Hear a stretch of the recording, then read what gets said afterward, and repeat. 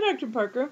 My name is Teresa Soto, and I'm a church member of First Unitarian Church of Portland, in Portland, Oregon.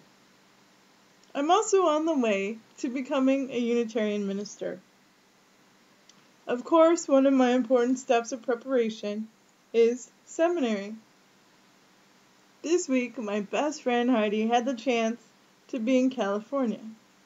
One of the things she did was to stop by the school, Starr School for the Ministry, and take pictures and walk around. The reason she did this is that I have cerebral palsy, and so I'm in a scooter for distances, otherwise I walk around with a cane. And my question to her was, would I really be able to get around? Every time I've talked to someone at the school, they've been really helpful and receptive. And so, Teresa, by and large, the school is accessible. There's only one building where you might have an issue, but you can still manage it. Heidi's perspective was a little bit different, so I wanted to tell you about that. One thing she noticed was that there are no electric door openers. This is a small thing that can make a big difference.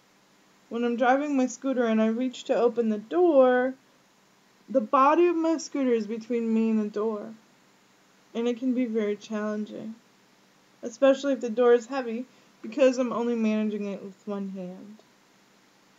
Another thing that Heidi said was that in the places where the scooter should be able to pass, things like garbage cans and lawnmowers were in the way. I realize it's summer, and so maybe people have let their guard down a little bit, but it also makes me worried that there might be other times in which access isn't a priority and people could let their guard down. This is something that we might also be able to change. The other thing she mentioned was that there are stairs everywhere. And maybe there's nothing I can do about that. But combined with the other two things, it adds a significant barrier. Anyway, I wanted to let you know my initial impression with information and not just go away quietly.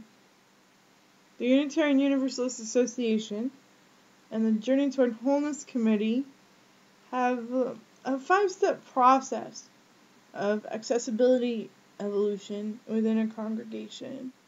And maybe you'd allow me to borrow that metaphor for the school. One of the things that has to happen for access to increase is for someone with a need to come to the congregation.